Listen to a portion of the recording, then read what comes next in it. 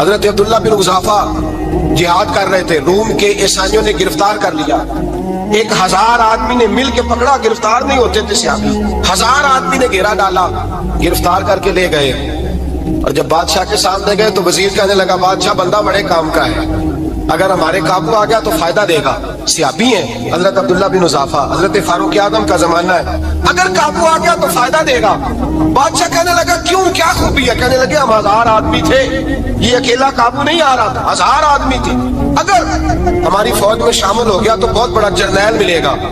بادشاہ کہنے لگا کوئی مسئلہ نہیں، 2-3 چیزیں ہوتی ہیں بندے کو خریدنے کے لیے، خرید لیتے ہیں۔ بادشاہ کہنے لگا عبداللہ جتنی دولت تجھے چاہیے میں تجھے دے دیتا ہوں، میرے لشکر میں آ جا، معاذ اللہ اسلام چھوڑ دے۔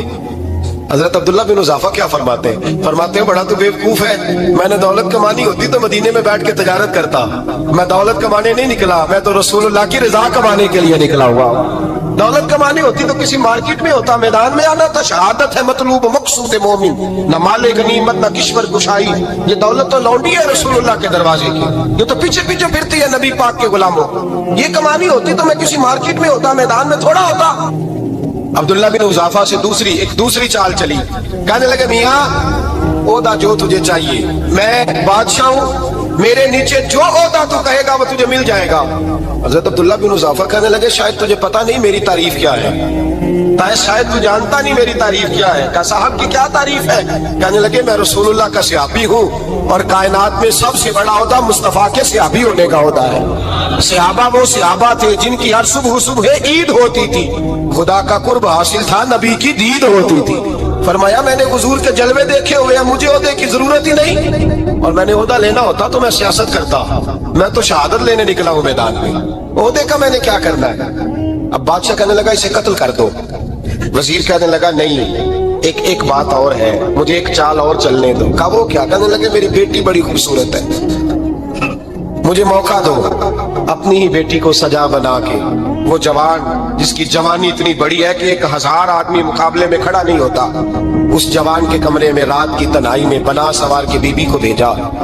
وہ بی بی کہتی ہے میں ساری رات بن سور کے اس صحابی کے کمرے میں بیٹھی رہی، لیکن یہ کیا شخص تھا، ساری رات ہی مصلے پہ بیٹھا رہا، ساری رات کچھ دیر تھک جاتا تو یہ کریم رسول پہ درود پڑھنا شروع کر دیتا۔ بی بی کہتی ہے سحری ہو گئی تو میں نے چھو کے دیکھا کہ انسان ہے کہ جن ہے، یہ بندہ ہے کہ فرشتہ ہے، چھو کے دیکھا۔ کہنے لگے پیچھے ہٹ جا، میں نے کہا میں نے تو سنا تھا تو 1000 کے مقابلے میں ہے، اور تو اتنا بے حس ہے کہ بنی سوری دلہن بیٹھی ہے، تو نے نظر نہیں کی؟ عبداللہ بن حذافہ، بی بی کہتی ہے نظر پھر نہیں اٹھائی، نظر پھر جھکی ہوئی ہے۔ کہنے لگے بی بی میں مجبور ہوں، اب میرے اوپر کوئی حسن نہیں چلتا، میں نے جلوائے بدوحا کا دیدار کیا ہوا ہے، اب میری نگاہوں میں جچتا نہیں کوئی، اس لیے کہ جیسے میرے سرکار ہے ایسا نہیں کوئی۔ کبھی بھی اب نہیں کسی کا میرے اوپر جادو چلتا، میں نے مصطفیٰ کو، اور کہا ذرا پیچھے ہٹ کے بیٹھ، مجھے میرے رسول نے غیر محرم سے بچنے کا حکم دیا ہے، ذرا پیچھے ہٹ کے بیٹھ، سحری کا وقت تھا۔ وہ بی بی کہتی ہے اس نوجوان کے جملے میرا سینہ چیر گئے، کلیجہ پھٹ گیا، چیخ نکلی، میں کفر کے عالم میں روئی۔ میں نے کہا مجھے بتا تو صحیح، آخر یہ جذبہ کہاں سے ملتا ہے، آخر یہ روشنی تو میں نے دیکھی نہیں، کہاں سے آتی ہے؟ ایک میرا باپ ہے جو بنا سور کے مجھے تیرے کمرے میں چھوڑ گیا، بتلا یہ کہاں سے کیف آتے ہیں؟ عبداللہ بن حذافہ کہنے لگے اگر کیف لینا ہے تو بھی میرے مصطفیٰ کا کلمہ پڑھ جا، آجا دروازہ رسول پہ جھک جا، مل جائے گا۔ سویرے دروازے پہ باپ آیا بیٹی سے رزلٹ لینے، دروازہ کھولا تو بیٹی نقاب پہنے باہر آئی۔ باپ کہنے لگا کیا بلا؟ کہنے لگی پیچھے ہٹ جا، تو غیر محرم ہے، کافر ہے، میں مسلمان ہوں۔ اس نے کہا کیا ہوا؟ کہنے لگی تیرے جیسے کو باپ کہوں، تیرے جیسے کو جو مجھے استعمال کرنا تھا، میں تجھے باپ نہیں مانتی، میں اب رسول والی ہو گئی، میں حضرت فاطمہ کی کنیزہ ہو گئی ہوں، میں اب نبی کریم کی خادمہ ہوں، خبردار میرے قریب نہ آنا۔ یہ دعوی بھی ناکام ہوا۔ اب حضرت عبداللہ بن حذافہ کے سامنے موت کھڑی کی، ایک کڑا میں تیل گرم کیا، کہنے لگے تجھے اس میں جلایا جائے گا۔ حضرت عبداللہ بن حذافہ رضی اللہ تعالیٰ عنہ جب جلنے کے قریب ہوئے تو رونے لگے، रोने लगे। रूम का बादशाह कहने लगा शायद डर गया है। कहने लगे अब समझ आई है, अब तुझे पता चला है, चला आ जा। हजरत अब्दुल्ला बिन हुज़ाफा कहने लगे तू काफिर है, तेरी काफिरों वाली सोच है। इसलिए नहीं रोया कि मौत से डर गया हूँ, मैं तो इसलिए रोया हूँ कि एक जान है वो नबी पाक पे कुर्बान हो रही है। काश रब मुझे 1000 जान देता, मैं सारी मुस्तफा पे कुर्बान कर देता। एक सुनार ने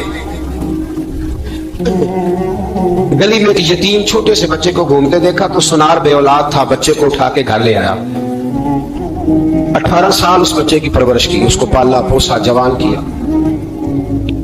सुनार के पास वो दुकान पे चला जाता, वो कई दफा दुकान पे रहता, कई दफा घर में रहता। एक दफा वो दुकान पे था, बच्चा घर था, 18 साल का जवान। उसकी बीवी अकेली थी, वो जिसने मां बन के पाला था उसने उसी पे हमला कर दिया, उसका बाजू बुरी नीयत से थामा। बीवी चीखी, थोड़ी देर गुजरी तो वो नौजवान पैरों में बैठ गया, कहने लगा अम्मा पता नहीं मुझे क्या हुआ। शाम को सुनार आया, बीवी चीखने लगी, चिल्लाने लगी, कहने लगी आज अजीब बात हुई, जिसको मैंने जिगर का खून दे दे के पाला उसी ने गंदी नजर डाली। सुनार में हैरत है, बीवी का ख्याल था कि लाठ उठाएगा, डंडा उठाएगा, नौजवान को मारेगा, लेकिन वो रोने लग गया। उसने कहा आज उसने मेरा बाजू थामा है, जाने क्या किया है। परेशान होने लग गया, सजदे में गिर गया। कहा तू बताता क्यों नहीं? तो वो सुनार कहने लगा उसकी गलती नहीं, 18 साल के बाद आज मुझ पर भी शैतान सवार हुआ था। एक औरत आई थी, वो अपने बाजुओं में चूड़ियां पहनना चाहती थी तो मैंने भी गंदी नजर से हाथ डाला था। रब करीम ने मुझे फौरन उसकी सजा दी। जिनके घरों में बेटियां होती हैं उनकी नजरें गंदी नहीं होती, जो बेटियों के बाप होते हैं, जो बहनों के भाई होते हैं, उनकी नजरें गंदी।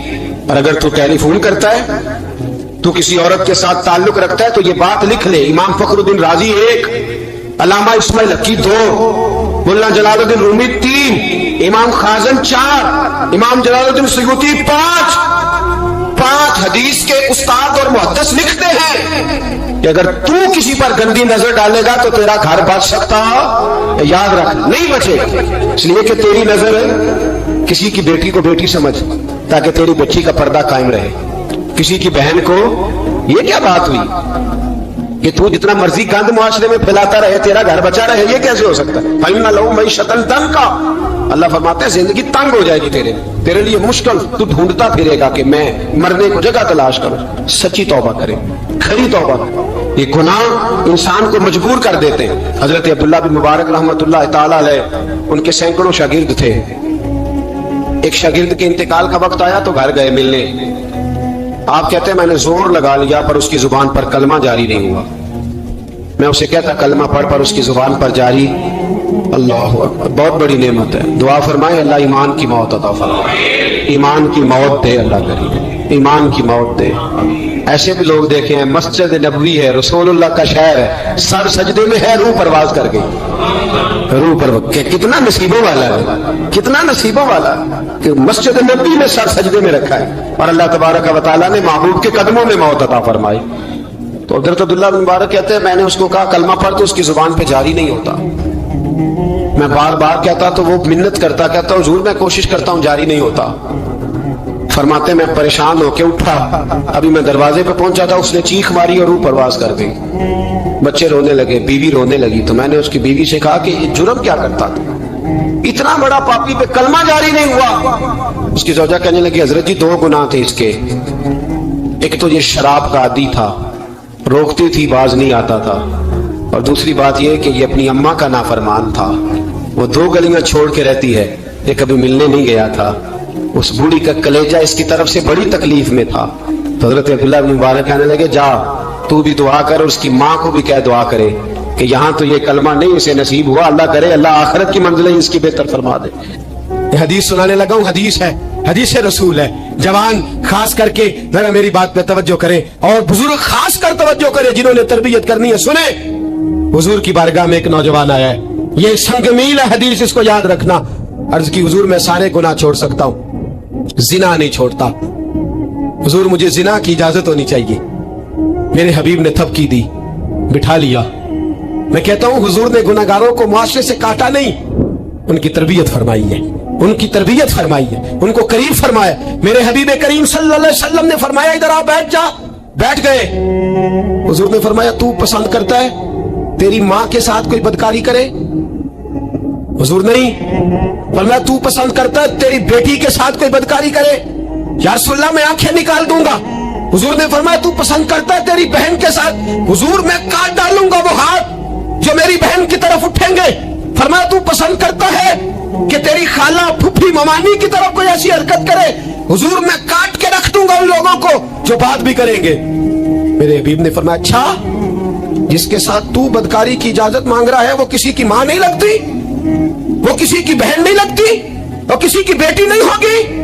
याद रखे मुल्ला जलालुद्दीन रूमी 1, इमाम गजाली 2, आला हजरत फाजले बरेलवी 3 बुजुर्ग मुतफिका तौर पर लिखते हैं, फरमाते हैं जो गंद के साथ दूसरे घर में ताड़ता है वो अपने घर की खैर मना ले, जो गंदी नजर दूसरों पर रखता है वो अपने घर की खैर मना ले। इसलिए कि जो जुर्म वो किसी के खाते में डालेगा वो सजा बन के उसके घर की तरफ लौटा दिया जाएगा, जो बदकारी वो किसी के खाते में डालेगा वो सजा बन के अल्लाह उसके घर की तरफ लौटा देगा।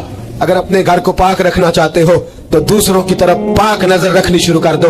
अगर चाहते हो कि तेरा घर अजीब मामला है ना, बेटे को तो पसंद की शादी की इजाजत है तो बेटी को इजाजत क्यों नहीं? अगर तेरा बेटा पसंद की शादी करेगा तो याद रखना फिर जब किसी की बेटी ये लफ्ज बोलती है फिर इज्जतों के जनाजे निकलते हैं, फिर उरियानी फहाशी का जो है वो कलक लगता है माथे पर। फिर याद रखना चारों जानिब से रुसवाइयां तेरा नसीबा होती है। अगर तू बेटी को रोकना चाहता है तो बेटे का हाथ पकड़, अगर तू बेटी को साफ रखना चाहता है तो बेटे को शर्म हया की चादर उड़ा, अगर तू बेटियों के किरदार की हिफाजत करना चाहता है तो पहले बेटे को पाबंद शरीयत बना। एक बहुत बड़ा गुनाह बदनिगाही का गुनाह है। आपको पता है हमारे मुल्क के अंदर बदकारी, जिना और बेहयाई की शरह कितनी बढ़ती जा रही है, किस कदर बढ़ती जा रही है। वो लोग जो निकाह कर लेते हैं वो भी अपनी निगाहों को, मैं अक्सर कहता हूँ, हुजूर ने फरमाया निकाह आधा ईमान है, जिसने निकाह कर लिया उसका ईमान मुकम्मल हो गया। तो जो निकाह के बाद भी बाज ना आया, मैं उसको बेईमान नहीं कहता, लेकिन नबी पाक ने फरमाया जो निकाह कर ले उसका ईमान है, बोलिए ईमान महफूज हो गया, उसका ईमान, सारे बोलिए ईमान। और जो फिर भी बाज ना आए, हुजूर कह रहे हैं ईमान मुकम्मल हो, और जो ना बाज आया क्या फतवा दिया जाए हदीस की रोशनी में? मेरे नबी पाक की बारगाह में औरतें आई तौबा करने, बैत करने, मुसलमान होने, तो हुजूर बैत लेते वक्त फरमाने लगे मेरे साथ वादा करो, झूठ नहीं बोलोगी, गीबत नहीं करोगी, जिना नहीं करोगी। एक औरत बोल पड़ी, कहने लगी या रसूल अल्लाह सल्लल्लाहु अलैहि वसल्लम मैं मुसलमान तो नहीं पर खानदानी हूं, मेरे घर वालों के जहन में भी कभी जिना का ख्याल नहीं है, हम तो इसे खानदानों के वकार के खिलाफ समझते हैं। रोज बुरी नजर से किसी को देखना और किसी के बारे में गलत बातें, नाराज ना होना। बहुत सारे बूढ़े भी लज्जत ले लेके जुर्म बयान करते हैं, गुनाह बयान करते हैं, गलत बातें करते हैं, किसी औरत के बारे में तबसरा करते हैं। क्या समझते हैं मर्द और औरत माज़अल्लाह ताला एक कमरे में जाके बदकारी करे तो वही जिना है? मेरी तरफ देखिए और झांक करके सुनिए क्या कर रहा हूं, इधर देखिए मेरी तरफ। नबी पाक सल्लल्लाहु अलैहि वसल्लम ने फरमाया जिना जुबान का भी होता है, जिना कान का भी होता है, जिना आंख का भी होता है। हुजूर किस तरह? फरमाया जिसने गंद देखा उसने आंख का जिना किया, जिसने लज्जत लेके सुना चुप नहीं कराया, पूरी बात सुनी, वो भी जानी है, और जिसने गंदी बात बोली वो मुंह का जानी है, जिसने गंद सोचा वो दिमाग का जानी है। और जानी को सबसे पहली सजा अल्लाह ये देता है कि सजदे की लज्जत छीन लेता है, इबादत का सुरूर छीन लेता है, उसका नमाज में दिल नहीं लगता। कुरान में सबसे पहली सजा उसे अल्लाह अपने दरवाजे से दूर कर देता है। भाइयों आज हमारे सजदे बेकैफ हैं, आज लोग गलत जगह पे घंटों बैठे रहते हैं, मस्जिदों में लोगों के दिलों को घबराहट होती है, लोग भागते हैं। मेरे नबी पाक ने फरमाया तो नजर को पाक कर ले, अल्लाह तेरी इबादत में लज्जत पैदा फरमा देगा। मेरे भाई याद रख ले और सुन ले, सबसे कमजोर आदमी वो है जिसका जहन पाक नहीं, सबसे कमजोर आदमी वो है जो किरदार का गलत है। एक बात मैंने पढ़ी, आप यकीन करें मेरा दिल करे कि मैं आग लगा दूं इस उन्वान को जिस पे गंदगी लिखी जाती है, उन अखबारों को, उन चीजों को जिस पे गंद लोगों के दिलों में। वो इंडिया की एक वजीर आजम औरत गुजरी तो किसी ने उससे कहा कि पाकिस्तान ने तो तुम्हें शिकस्त दी है, तुम जीत नहीं सके बड़ा मुल्क होके। कहने लगी कोई बात नहीं, थोड़ा वक्त ठहर जाओ, हम इन पर तहजीबी जलगार करेंगे, इनके घरों में नंगा नाच करेंगे। یہ گندی تصویریں دیکھیں گے، یہ گند میں الجھ جائیں گے، اور جو قوم گند میں الجھ جایا کرتی ہے وہ پھر کسی سے لڑنے کی طاقت نہیں رکھتی، اس کے اندر ڈٹ جانے کی ہمت نہیں ہوتی، اس کی غیرت کے جنازے نکل جاتے، دل کرتا ہے جل جائے وہ جل جائے جہاں سے برائی پھیلتی، تباہ ہو جائے وہ علاقے جہاں سے گند ہوتا ہے۔ لوگ گند کی کمائی کھاتے ہیں، گند کی، ایکٹروں کے ساتھ کھڑے ہو کے فوٹویں کھنچاتے ہیں اور گناہ پہ فخر کرتے ہیں، اور گندے لوگ کہتے ہیں اللہ کا فضل ہے ہم گند پھیلا رہے ہیں، ثم معاذ اللہ۔ لوگ گناہ پہ فخر کرتے ہیں چوکوں چوراہوں میں۔ محمد بن قاسم آئے ہندوستان پہ راجہ دہر کے مقابلے میں، نوجوان میری طرف دیکھے اور صحیح ہو کے بیٹھے، خاص سے صحیح ہو کے بیٹھے، تقریر نہیں کر رہا، جذبات کا، میرے جذبات سنے، دل کے پھپولے جل رہے ہیں سینے کے داغ سے، اللہ کی قسم روح کی گہرائی سے بات کر رہا ہوں، وہ بات کر رہا ہوں جو سینہ کہہ رہا ہے کہ پھٹ جائے اور کہنا نہ پڑے۔ قرآن و حدیث پڑھتے ہیں اور پھر اپنا حال دیکھتے ہیں تو لگتا یہ ہے کہ عذاب قریب آ گیا ہے، لگتا ہے زمین پھٹنے والی ہے، آسمان گرنے والا، لگتا ہے قریب آ گیا سارا کچھ۔ سمجھے کیا یہ بات اگر آپ سمجھ گئے تو قیمت وصول ہو گئی، اس کو سمجھ گئے تو سمجھ لیں آپ کے مزاج کے اندر اللہ نے تبدیلی پیدا کر دی۔ محمد بن قاسم 18 سال کا جوان، ایک عورت کی عزت پر راجہ دہر ہندو نے حملہ کیا، محمد بن قاسم بچانے آئے۔ جب ہندوستان آئے فوج تھوڑی تھی، علاقہ تھوڑا تھا، راجہ دہر کی فوج بہت زیادہ، اور پھر اپنا عرب چھوڑ کے یہاں آ کے ہندوستان میں اس کے علاقے میں اس پہ حملہ کرنا، حالات خراب تھے۔ محمد بن قاسم پریشان ہے، ایک بزرگ نے دیکھا، کہنے لگے پریشان کیوں ہو؟ کہنے لگا سوچتا ہوں علاقہ بھی اس کا، فوج بھی اس کی، میرے فوجیوں کو تو رستوں کا بھی نہیں پتا، کیسے جنگ کریں گے، کدھر سے آئیں گے، اور پھر ہمیں زبان بھی نہیں آتی، کیسے کام ہوگا، ڈر رہا ہوں۔ 2-4 دن گزرے تو محمد بن قاسم اشاش بشاش ہو گئے۔ وہ بزرگ کہنے لگے خیر ہے، بڑے مطمئن ہو گئے ہو، کہنے لگے بس راجہ دہر ہم سے مقابلہ نہیں کر سکتا، راجہ دہر ہمارے مقابلے میں کھڑا نہیں ہو سکتا، وہ گرا کے گرا، وہ لڑکھڑایا کے لڑکھڑایا، ریزہ ریزہ ہو جائے گا۔ آپ کو کیسے خوشخبری مل گئی؟ کہنے لگے مجھے پتا چلا ہے کہ راجہ دہر ذہن کا گندا ہے، وہ تو چچا کی بیٹی کو نہیں چھوڑتا، ماموں کی بیٹی کو نہیں چھوڑتا، خالہ کی بیٹی کو گندی نظر سے دیکھتا ہے، جس کا ذہن گندا ہوتا ہے وہ کسی کا مقابلہ نہیں کر سکتا، ہمیں فتح ہوگی، فتح وہ گرے گا۔ وہ بزرگ کہتے ہیں میں سمجھ گیا کہ واقعی سے فتح ہوگی۔ آج کشمیر کیوں آزاد نہیں ہو رہا، فلسطین میں آگ کیوں لگی ہوئی ہے؟ مسلمان جب تک ذہن کا گندا ہے کمزور ہے، جب تک ذہن کا ناپاک ہے کمزور ہے۔ حضرت سعد بن ابی وقاص رضی اللہ تعالیٰ عنہ فرمایا کرتے تھے اللہ مسلمان کی مدد اتنی دیر تک کرتا رہتا ہے جتنی دیر تک مسلمان کا ذہن صاف رہتا ہے، کردار پاک رہتا ہے۔ آج اس لیے معاشرے میں لگی ہے، نوجوانوں تم کہتے ہو کامیابیاں نہیں ملتی، اسے کیسے کامیابی مل سکتی ہے جس کا ذہن ہی صاف نہیں؟ وہ کیسے دنیا کی بازی جیت سکتا ہے جس کی نگاہ ہی پاک نہیں؟ وہ کیسے آگے بڑھ سکتا ہے جس کے کردار میں پاکیزگی نہیں؟ اپنے آپ کو پاک کر لو، اللہ ہر مشکل میں تمہاری مدد فرمائے گا، ہر راستے میں تمہاری مدد فرمائے گا۔ اور میں نے کہا جب آدمی ناپاک ہوتا ہے تو رب کریم اس سے عبادت کی لذت چھین لیتا ہے، اور اللہ کی سب سے بڑی سزا یہ ہے کہ کسی کو سجدہ نہ لمبا کرنا دے۔ رب کریم سب سے زیادہ اس سے ناراض ہے جس کو قرآن پاک کے کھولنے کی توفیق نہ ہو، سب سے زیادہ رب کریم اس شخص سے ناراض ہے جو اللہ کی بارگاہ میں جھکنے کی لذت چھوڑ جائے۔ میرے نبی پاک سید عالم علیہ السلام کے صحابہ لمبی عبادتیں کرتے تھے، لمبی۔ کسی نے کہا تھا روم کے بادشاہ تھے کہ یہ مسلمان فاتح کیوں ہو جاتے ہیں؟ تو اس نے کہا میں نے مولا علی کے زمانے میں جاسوسی کرائی تھی، پتا کیا تھا کہ ہر میدان میں کامیاب کیوں ہوتے ہیں۔ تو کہتے ہیں میں نے دیکھا یہ دن کے مجاہد ہوتے ہیں پر رات کے عابد ہوتے ہیں۔ اب آگے بڑھتے ہیں، قرآن مجید نے سورہ نور کی آیت نمبر 30 میں کہا کہ کل للمؤمنین یغضوا من ابصارہم، فرمایا کہ اے محبوب علیہ السلام مومن مردوں سے کہہ دو کہ اپنی نظریں جھکا کے رکھیں، اپنی نظریں۔ اور اگلی آیت میں فرمایا وَقُلْ لِلْمُؤْمِنَاتِ يَغْضُضْنَ مِنْ أَبْصَارِهِنَّ، فرمایا کہ اے محبوب مومن عورتوں سے بھی کہہ دو کہ اپنی نظریں جھکا۔ مرد بھی اپنی نظر جھکا کے رکھے گا عورت کی طرف، لیکن یہ ساری پابندی صرف مرد پر نہیں، عورت بھی غیر محرم کا چہرہ نہیں دیکھے گی، اس پر بھی اسی طرح نظر جھکانے کا حکم ہے، جس طرح کہ وہ ہر دکاندار کو بھائی جان کہہ کے گفتگو کرنے کی اس کو بھی اجازت نہیں ہے کہ وہ سمجھے کہ پابندی تو مرد نے کرنی تھی، میں نے تھوڑی کرنی تھی۔ وہ جس کے پاس جائے، جہاں بھی جائے، ڈاکٹر کے پاس جائے، باہر جائے، تو وہ جس طرح مرضی اس کا دل چاہے وہ بات چیت کرے، اس کی عورت کو بھی اجازت اسلام نہیں دیتا۔ بنیادی طور پہ اسلام شرم و حیا کا دین ہے، حیا کی بات کرتا ہے. حیا کی جب ہم تعریف کرتے ہیں تو حیا کی تعریف یہ ہے کہ کوئی کبھی چیز دیکھ کے نا تو آپ کی طبیعت میں کراہت محسوس ہو, آپ کوئی غلط جملہ منہ سے نکالتے ہوئے ذرا جھجکیں, آپ کوئی غلط بات کرتے ہوئے تھوڑا بوجھ محسوس کریں. ہمارے ہاں تیزی سے فروغ پایا ہے بے حیائی. سنگیوں کی محفلیں, یاروں کی محفلیں, اس میں غلیظ گفتگو ہوتی ہے. الا ماشاء, ان دوستوں کو بڑی پاک صاف گفتگو کرنی چاہیے. دوستی کا رشتہ بڑا مقدس رشتہ ہے. جو یہاں ایک دوسرے سے پیار کریں گے جنت میں بھی اکٹھے داخل کیے جائیں گے. شرط یہ ہے کہ پیار اللہ رسول کی رضا کے لیے ہو, لیکن اس کے اندر اگر آپ کی گفتگو کچی ہو, کمزور ہو, فحاشی والی ہو, عریانی والی ہو. ہمارے ہاں تو اب اس کو لوگ فیشن سمجھتے ہیں, اس کو مردانگی کی علامت سمجھتے ہیں کہ وہ جی ساری باتیں جی وہاں ہو گئی, اور جس کا جو جی چاہا اس نے کہا.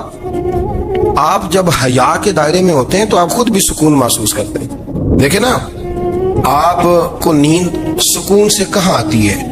جہاں کمرہ باندھو, چاروں جانب دیوار ہے, اوپر چھت ہے, خالی دروازہ بھی کھلا ہوا ہونا تو جب بندہ سکون لینا چاہتا ہے تو کہتا ہے یار ذرا دروازہ ذرا بند کر دو. وہ اچھی طرح اپنے آپ کو چھپا لیتا ہے نا حیا کے پردے میں, تو اللہ اسے سکون عطا کرتا ہے. اور جو اس سے بھی زیادہ ٹھنڈی نیند میں جانا چاہتا ہے وہ کہتا ہے لائٹ بھی بند کر دو. اب وہ مکمل طور پہ سمجھتا ہے کہ میں چاروں جانب سے چھپ گیا ہوں, اگر میں کھل کے بھی سو جاؤں گا تو میرا چونکہ پردہ قائم ہے تو مجھے کوئی دشواری نہیں ہو. آپ جب چھپ جاتے ہیں, جب آپ حیا کے اندر سمٹ جاتے ہیں, جب آپ چادر کے اندر آ جاتے ہیں تو آپ بہت ساری جگہوں پہ آسانی محسوس کرتے ہیں. تو حیا تو آپ کو سکون دیتی ہے, حیا تو دل کو راحت دیتی ہے. میں بڑی ذمہ داری سے بات عرض کرتا ہوں, قرآن مجید نے نا ایک مقام پہ مذاق کو, ایک مزاح ہوتا ہے خوش طبی, وہ نہیں مذاق, مذاق اڑانا. قرآن پاک نے نا مذاق کو ایک جگہ پہ جاہلوں کا طریقہ بھی قرار دیا. بنی اسرائیل کے لوگوں سے حضرت موسیٰ نے کہا کہ گائے ذبح کرو اور ایک ٹکڑا مقتول کو مارو, زندہ ہو کے خود بتا دے گا مجھے کس بندے نے قتل کیا. تو کہنے لگے آپ ہمارے ساتھ مذاق کر رہے ہیں. تو قرآن مجید کہتا ہے کہ حضرت سیدنا موسیٰ علیہ السلام فرمانے لگے اعوذ باللہ ان اکون من الجاہلین. فرمانے لگے میں اللہ کی پناہ مانگتا ہوں کہ میں جاہلوں میں سے ہو جاؤں. یہ مذاق کرنا تو جاہلوں کا طریقہ ہے. اگر آپ کی زبان سے بے حیائی کا جملہ نکل گیا, اگر آپ کی زبان سے بے حیائی کا جملہ نکل گیا, آپ نے کہہ دیا کہ ہم آزاد لوگ ہیں, جو مرضی کریں گے, جو مرضی کہیں گے, جو ہمارا دل میں آئے گا کریں گے, تو پھر تو لوگ آپ کا وہ حشر کریں گے کہ آپ سے برداشت ہی نہیں ہوگا. جس کا لوگ مذاق بنا لیتے ہیں اور جو مذاق بن جاتا ہے پھر اسے کچھ جینے دیتا ہے. آپ حیا کی چادر میں چھپیں گے تو بچیں گے. اگر آپ نے اپنا مذاق بنوا لیا یہ کہہ کے کہ میں نے مرضی کرنی ہے, پھر یاد رکھنا چھپنے کو جگہ نہیں ملے گی, پھر تکلیف میں آ جائیں گے, بہت بڑی اذیت کا شکار ہو جائیں. شرم و حیا, عرب کے اندر جو کواری لڑکیاں تھیں ان میں بڑی حیا ہوتی. الحمدللہ میں بڑے فخر سے کہتا ہوں کہ میرے پنجاب کی, میرے پاکستان کی بیٹیاں بھی 20 دفعہ ان کا ابا کہے تیری شادی کرنی ہے تو وہ آنکھ نہیں اٹھا پاتی آج بھی. یہ تو وہ چند لوگ ہیں جو کہتے ہیں ہم ہائی کلاس ہو گئے, ہمیں نہیں پتا کہ وہ روشن خیال ہو گئے ہیں کہ روغن خیال ہو گئے, پتہ نہیں کدھر چلے گئے. ورنہ ہماری بیٹیاں آج بھی جب ان سے ان کا باپ, ان کی ماں بات کرتی ہے تیری شادی کی, تو وہ تو شرم کے ساتھ پچھلے سے پچھلے کمرے میں چھپتی ہیں. یہ اللہ نے فضل کیا ہوا ہے اس ملت پر. تو عرب کی لڑکی بڑی حیا والی ہوتی تھی, اس سے کوئی بات کرنی پڑتی تھی تو 20 دفعہ بات کی جاتی, پھر بھی وہ عورت چھپتی پھرتی تھی. حضرت عائشہ صدیقہ رضی اللہ تعالیٰ عنہ فرمانے لگی میرے نبی پاک صلی اللہ علیہ وسلم عرب کی کواری لڑکیوں سے بھی زیادہ حیا کرنے والے. قاضی اجاز مالکی نے, شیخ عبدالحق محدث دہلوی نے, دیگر بزرگ جو سیرت نگار گزرے انہوں نے لکھا ہے کہ نبی پاک صلی اللہ علیہ وسلم کے اندر 100 مردوں سے زیادہ طاقت تھی. 100 مردوں سے زیادہ طاقت. اب جو بات کہنے لگا ہوں, جو نتیجہ دینے لگا ہوں, اس پر خاص توجہ آپ فرمائیں گے. ذرا فکری طور پر, نظریاتی طور پر ایک چیز کو سمجھیے. ہم سمجھتے ہیں کہ جوان لڑکا ہے جی جو مرضی کرے, عمر ہے جی.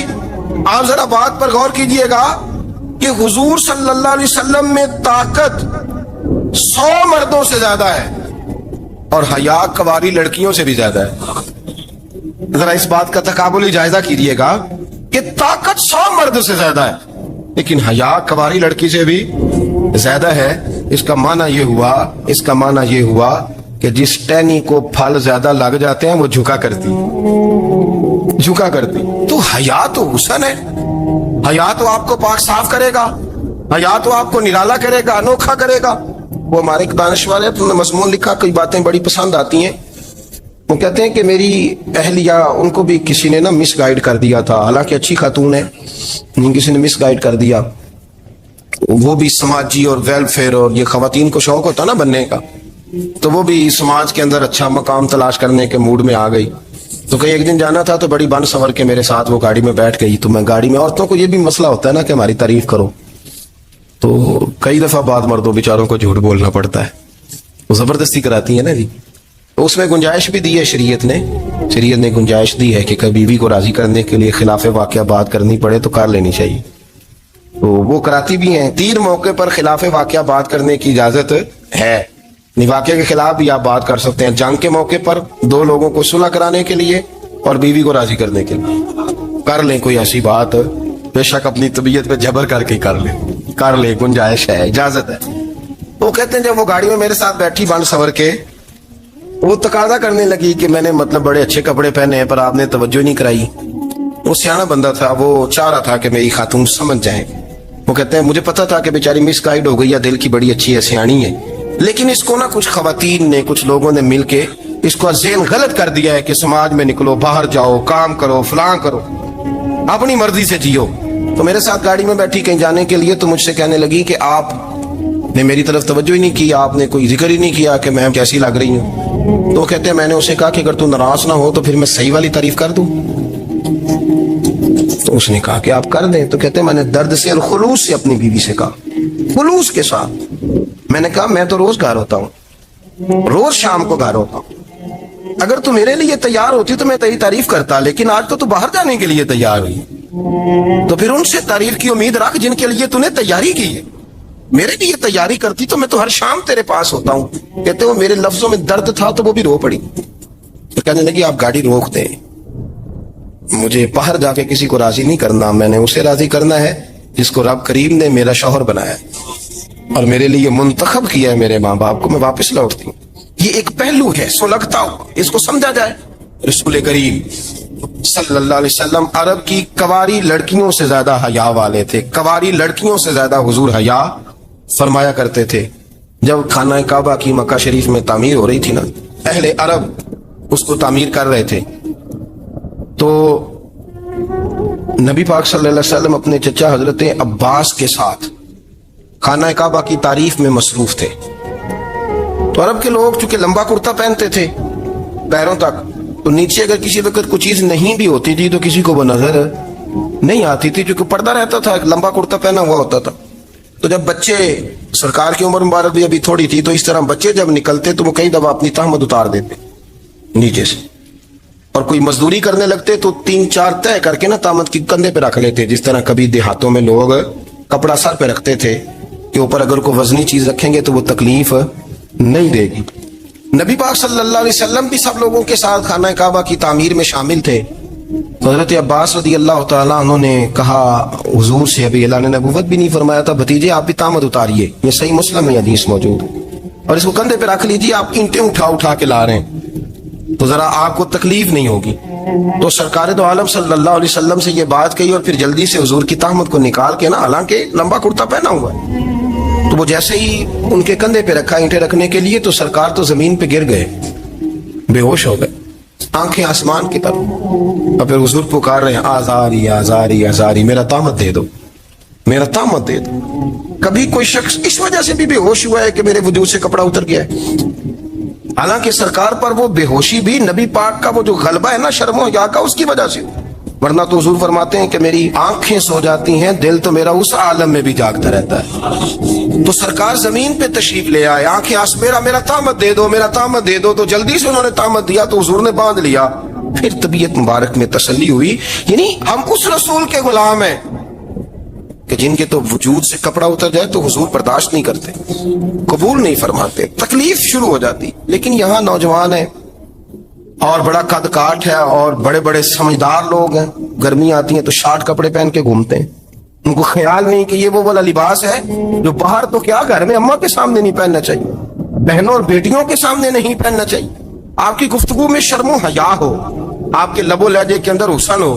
آپ کو پتہ ہے نبی پاک صلی اللہ علیہ وسلم نے فرمایا میری امت میں سب سے زیادہ حیا کرنے والے عثمان غنی ہیں، عثمان غنی سب سے زیادہ حیا کرنے والے۔ آپ فرمایا کرتے تھے جب سے حضور کا چہرہ دیکھا ہے میں نے کبھی اپنی شرمگاہ بھی نہیں دیکھی، میں نے آنکھوں کا وضو نہیں توڑا، اور جب سے حضور کے دست مبارک میں نے بیعت کے لیے سیدھا ہاتھ بڑھایا تو پھر سیدھا ہاتھ میں نے کبھی گندگی کو نہیں لگایا۔ حیا، آپ باتھ روم کے اندر بھی غسل فرماتے تھے تو کپڑوں سمیت کرتے تھے۔ کسی نے کہا حضرت جی واش روم کے اندر کیوں نہیں کپڑے اتارتے؟ آپ فرمانے لگے باہر بندوں سے حیا کرتا ہوں، اندر جاتا ہوں تو رب سے حیا آنی شروع ہو جاتی، وہ تو دیکھ رہا ہے نا۔ تو میں جو بات آپ کی خدمت میں عرض کرنا چاہتا ہوں اس کو آپ سمجھیے گا میرے عزیز، کہ شرم والا مزاج، گفتگو بھی شرم والی، آنکھیں بھی شرم والی، لباس بھی شرم والا، دوستی یاری بھی شرم والی، بہت ساری ایسی باتیں۔ دیکھیں نا آپ ذرا، میں نے کہا کہ باتوں کو سن کے گزر نہ جایا کریں، اس کی گہرائی پر غور کریں۔ حضور علم کا سمندر ہے، سرکار سے زیادہ علم دنیا میں کسی کے پاس موجود نہیں ہے، اور صحابہ کو موقع ملا ہوا ہے اس سمندر سے فیض لینے کا، لیکن ان کی حالت یہ ہے کہ حضرت علی المرتضیٰ فرماتے ہیں 14 دن گزر جاتے، حضور سے کوئی سوال پوچھنا ہوتا تھا پر میں شرم کے مارے نہیں پوچھ پاتا تھا۔ 14 دن بخاری شریف میں موجود ہے۔ ایک دن نبی پاک صلی اللہ علیہ وسلم نے پوچھا صحابہ سے کہ وہ کون سا درخت ہے جس کے پتے نہیں گرتے، اور وہ درخت اس طرح ہے جس طرح مومن ہوتا ہے، وہ درخت میرے مومن کی طرح بتاؤ۔ حضرت عبداللہ ابن عمر فرماتے مجھے پتا تھا کہ وہ کھجور کا درخت ہے، لیکن چونکہ ابو بکر صدیق بھی بیٹھے ہیں، عمر فاروق بھی بیٹھے ہیں، مولا علی بھی بیٹھے ہیں، عثمان غنی بھی بیٹھے ہیں، اتنے جید لوگ بیٹھے ہیں، مجھے حیا آتی تھی کہ میں کیوں جواب دوں۔ کہتے سرکار نے کئی دفعہ پوچھا، لوگوں نے کئی اور درخت بتائے، پر فرمایا تمہارا جواب درست نہیں ہے۔ آپ حیا کے اس پہلو پر غور کریں کہ سوال کا جواب آتا ہے، سوال کا جواب، یعنی مجھے سوال کا جواب آتا اور پھر میں دوں نہ، مجھے بدہضمی نہ ہو جائے گی؟ یہ کیسے ممکن ہے کہ میری رات گزر جائے، مجھے پتا بھی تھا اور میں نے بتایا نہیں؟ بہت سارے لوگ آ کے بہت ساری باتیں بتاتے ہیں، بہت ساری باتیں وہ سمجھاتے ہیں، تو ہم غور سے ان کا چہرہ دیکھنے لگ جاتے ہیں، کہتے ہیں یار اس کا تو دعویٰ تھا کہ میں سمجھنے آتا ہوں، یہ تو ہمیں سمجھا رہا ہے، چلو الحمدللہ ہم سمجھنے کو تیار ہے۔ لیکن میرے عزیز پتہ بھی ہے جواب کا، علم بھی ہے، لیکن فرماتے ہیں میری حیا نے مجھے اجازت نہ دی کہ میں جواب دوں۔ آپ فرماتے ہیں پھر حضور سے صحابہ نے عرض کی کہ یا رسول اللہ آپ ہی بتا دیں وہ درخت کون سا ہے، تو حضور نے فرمایا بھئی وہ کھجور کا درخت ہے۔ آپ فرماتے ہیں میں دل میں کہہ رہا تھا کہ الحمدللہ میرا جواب درست ہے، حالانکہ میں نے جواب دیا ہی نہیں۔ تو لفظوں میں حیا، جملوں میں حیا، آنکھوں میں حیا، اٹھنے میں حیا، بیٹھنے میں حیا، چلنے میں حیا ایک خوبصورت حسن ہے، اور نبی پاک صلی اللہ علیہ وسلم نے فرمایا جب تو بے حیا ہو جائے نا پھر تو آزاد ہے، پھر تو جو مرضی کا، پھر تو جو۔ اس لیے بزرگ جب کسی کو بے حیا کہتے تھے نا، اللہ اکبر، اور جب کسی کو کہتے تھے نا یہ بے حیا ہے تو لوگ سمجھتے تھے کہ ہلکی سی بات کر دی، لیکن ان کا معنی یہ ہوتا تھا کہ بس بھائی اب اس کے ساتھ کوئی کلام کرنے کی ضرورت ہے، اس کو اب اصلاح کی ضرورت نہیں، یہ بے حیا ہے۔ کیا معنی؟ کہ اب یہ جو اس کے دل میں آئے گا وہ کرے گا، جو اس کی طبیعت چاہے گی وہ کرے گا، اب یہ کسی پہلو بھی قابو آنے کو تیار بے حیا ہو گیا۔ بے حیائی بہت بڑا عیب ہے، اور جو لوگ کہتے ہیں کہ ہمیں بالکل آزادی ہونی چاہیے، ہمارا اپنا جسم ہے تو ہماری اپنی مرضی چلے گی۔ ایک وزیر صاحب ہے، پتہ نہیں میں ان کو جانتا تو نہیں، انہوں نے سینٹ میں تقریر کی ہے، میں نے ان کی بات سنی ہے، اس نے کہا نہیں بھائی جسم رب کا ہے تو مرضی بھی تو رب کریم کی چلے گی، اور مرضی بھی اللہ کی۔ یہ مجھے تھوڑا سا مسئلہ ہے جسم پر، کبھی کبھی مجھے کثرت سفر سے الرجی ہو جاتی ہے۔ میرے ساتھ لوگ نا دل سے پیار کرتے ہیں، شاید ہی کوئی اچھا ڈاکٹر ہو جس تک میرے سنگی مجھے لے کے نہ گئے ہوں، پر جسم اللہ کا ہے نا، مرضی بھی جب وہ چاہے گا صحت دے گا۔ کیوں کچے کاموں میں لوگ پڑ گئے، کیوں غلط لوگ سوچ میں پڑ جاتے ہیں، یہ اسی کا ہے، اور جب وہ چاہے گا، آپ اس بات کو اچھے طریقے سے سمجھ لیں کہ جو اپنی مرضی چوکوں چوراہوں میں کر رہے ہوتے ہیں نا، جو مرضی گند مند، وہ جانور ہوتے ہیں، وہ جانور ہوتے ہیں جو نہ چونک دیکھتے ہیں نہ گلی دیکھتے ہیں، نہ انہیں پتہ ہوتا ہے کہ جگہ کون سی ہے۔ وہ انسان، میں نے کہہ دیا جو میں نے کہنا تھا، میں نے کہہ دیا، وہ جانور ہو۔ اور جو کچھ انسان ہوتے ہیں نا، ان کے اندر کچھ نہ کچھ پھر شرم حیا بھی ہوتی ہے، وہ چوکوں چوراہوں میں وہ حرکتیں اور وہ کام نہیں کرتے جو جانور کرتے ہیں۔ ان کے لیے بڑے پردے ہوتے ہیں، ان کے لیے بڑی باتیں ہوتی ہیں، ان کے لیے بڑا کچھ ہوتا ہے۔ جو بالکل آزاد ہو جائے، کوئی پتہ نہ ہو کس وقت کیا کہنا ہے کیا کرنا ہے، تو پھر وہ دائرہ انسانیت سے خارج ہو جاتا ہے۔ ہم آپ کو کیا دعوت دیں آپ تو وہ باتیں کر رہے ہیں جو اسلام کا انسانیت کے حق میں بھی ٹھیک نہیں. آپ تو وہ والی باتیں کر رہے ہیں جن کا انسانیت بھی تقاضا نہیں کرتی کہ یہ باتیں ہونی چاہیے. لیکن ایک بات، میں تو جذباتی نہیں ہوتا، میں بڑے غور سے چیزوں کو دیکھتا ہوں، سنتا ہوں. اور نہ میں ان موسمی مینڈکوں کی، وہ مجھے عاطق صاحب کہنے لگے جی بڑے بڑے مولوی ایک بندے کے ساتھ بیٹھے ہوئے ہوتے تھے اور وہ روزے میں بڑے بڑے درس دیتا تھا تو وہ بھی فلانی فلانی حرکتیں کر رہا ہے. تو میں نے کہا ہم نے تو پرانا کہا تھا کہ موسمی مینڈک ہے، تو پرانے کہہ رہے ہیں کہ اداکار ہے، تو وہ جہاں کاسٹ کریں گے وہاں وہ اداکاری کرے گا. آپ کسی مذہبی جگہ کر لیں تو وہاں کر لے گا، کہیں اور جگہ کریں گے تو ہم تو پرانا کہہ رہے ہیں. تو کسی کو کبھی سمجھ آتی ہے تو کسی کو کبھی اور جگہ جا کے سمجھ آتی ہے. ہم ان لوگوں سے پریشان نہیں ہوتے. کیوں؟ سن لے، کوئی مایوسی نہیں. ان کے اندر جتنا زور ہے وہ لگائیں. یہ ملک بنا ہے رسول اللہ کے نام پہ، یہ اللہ نے تحفہ دیا ہے امت مسلمہ کو. یہ نبی پاک کے نام پہ بنا ہے تو یہاں جھنڈا بھی وہی والا بلند ہونا ہے جو مدینے والے رسول کا جھنڈا ہے، اور یہاں وہی کام چلے گا جو نبی پاک نے بیان فرمایا.